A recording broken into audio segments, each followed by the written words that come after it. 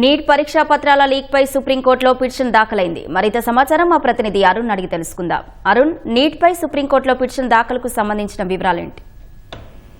Neat ప్రశ్నాపత్రం 2026 under graduate కి సంబంధించినటువంటి ప్రశ్నాపత్రం leakage పై వ్యవస్థాగత లోపాలు ఉన్నాయని చెప్పి వీటన్నిటిని ఇప్పటి వరకు నేషనల్ టెస్టింగ్ ఏజెన్సీ సరిచేయడం లేదు, అదే విధంగా కొనసాగిస్తోందని చెప్పి భారత మెడికల్ అసోసియేషన్ సంబంధించినటువంటి సంఘాలు కలిపి ఒక పిటిషన్ సుప్రీంకోర్టులో దాఖలు చేశాయి.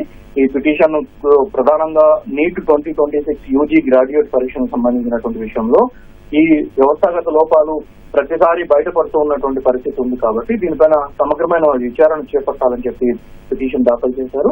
ఈ పిటిషన్ సుప్రీంకోర్టులో దాఖలు చేసినటువంటి పిటిషన్ గతంలో కూడా సుప్రీంకోర్టు నీట్ పరీక్షకు సంబంధించినటువంటి లీకేజీల వ్యవహారంపై కూడా విచారణ జరిపి తగినటువంటి ఆదేశాలు జారీ చేసింది, మార్గదర్శకాలు కూడా జారీ చేసింది.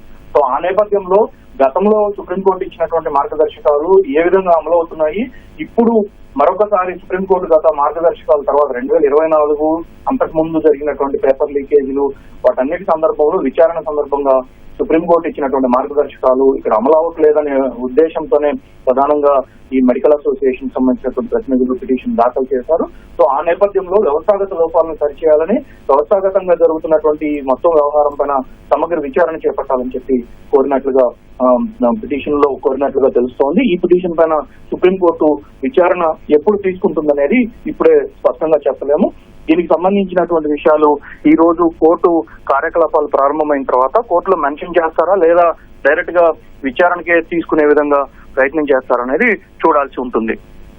ధన్యవాదాలు అరుణ్.